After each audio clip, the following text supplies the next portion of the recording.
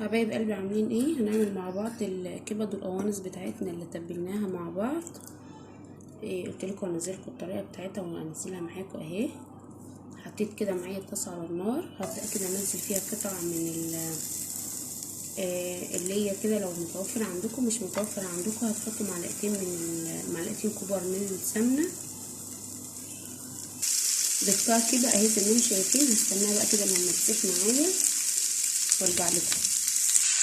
ممكن لو عندكم برضو الدهون بتاعه الفراخ دي ممكن تعملوها برضو بيها، بيبقى طعمها حلو قوي. لو مش متوفر عندكم كل ده حطوا معلقتين كبار سمنه او زيت، اللي بتستخدموه المتاح عندكم اعملوه. يعني مش مهم، يعني مش لازم اي حاجه، مش لازم زي ما انا عملت كده. المتوفر عندكم يعني تعملوا. هقول لكم على تتبيله واحنا شغالين مع بعض، لو عشان الناس اللي مش هتشوف التتبيله، يعني لو حد من الناس اللي ما شافتش الوصفه بتاعتنا هقول لكم على التتبيله بتاعتنا واحنا شغالين. زي ما انتم شايفين خلاص بدات ان هي تسيح معايا. هنزل بقى عليها القوانص الاول. زي ما انتم عارفين القوانص اللي تاخد معانا سوى اكتر من كده.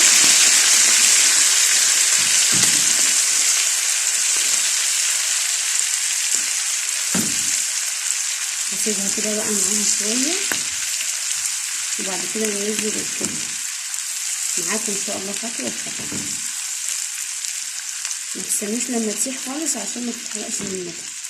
هتكمل بقى هي ايه مع القوانص بتاعتنا، تديها طعم حلو قوي. نسيبها بقى شويه كده مع السمنه بتاعتنا كده تستوي معانا. ما نوطيش النار عشان ما تنزلش الميه بتاعتها كده وتلاقيها مش حلوه معاكم. خلي النار عاليه.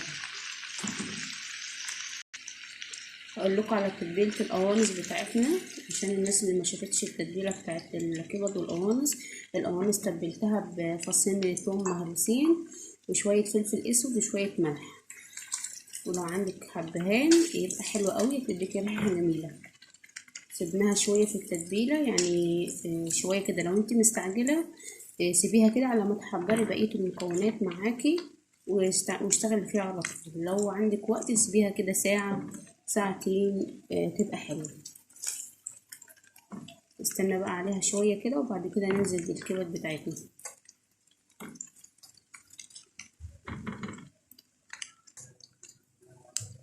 هنزل بقى بالكبد بتاعتي ونقلب برضو نخلي النار عالية عشان الكبد برضو ما تنزلش المية بتاعتها.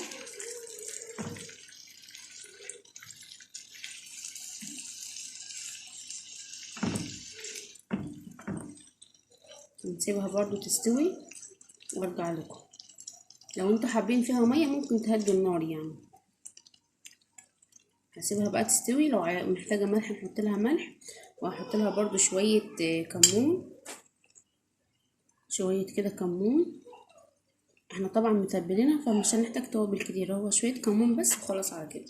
الكبد بتاعتنا عايزه اقول لكم التتبيله بتاعتها حطيت لها شويه كمون، شويه حبهان، ملح، وكمان سبتها شويه. ده ما حطينالهاش توم خالص. القوانص بتاعتنا حطينا لها توم مفروم، فلفل اسود، حبهان، شويه خل برضو. دي لوحدها ودي لوحدها، وسيبناها شويه كده زي ما قلت لكم. بس هسيبها بقى كده على النار لحد ما تستوي وارجع لكم. شايفين بقى نزلت الميه بتاعتها ازاي؟ لو عايزين الميه دي تنشف علوا النار عليها. حابين الميه دي كده، حابين فيها شويه صوص كده، يبقى خلي النار هاديه كده، تستوي على نار هاديه عشان يبقى فيها شويه صوص. انا حابه ان يبقى فيها شويه صوص كده، فهدي النار عليها عشان تفضل فيها ما تنشفش. شايفين كده استوت معايا اهي. خلاص كده هنطفي عليها النار وننزلها كده. استوت معايا. شايفين بقى الصوص اللي نزل منها لما هديت عليها النار. ممكن بقى تعملوها كده جنبيها شويه رز كده، يبقى حلو قوي جنب الصوص بتاعها ده، يبقى جميله. ممكن تغمسوها كده بعيش زي ما انتوا حابين، تبقى حلوه جدا في كل الحالات. مش قادره اقول لكم بقى الريحه عامله ازاي بجد، والله ريحتها تحفه قوي، والثوم عامل معاها ريحه جميله. هنغرب بقى كده مع بعضينا، ممكن نخلي الصوص ده لوحده وممكن نحط كلهم كده مع بعضيه.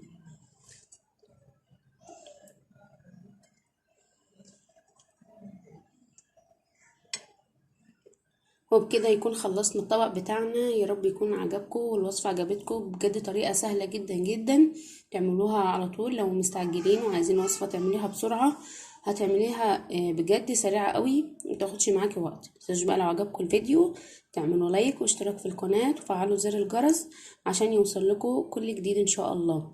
اسيبكم في رعاية الله ان شاء الله، واشوفكم في فيديو جديد. مع الف سلامة.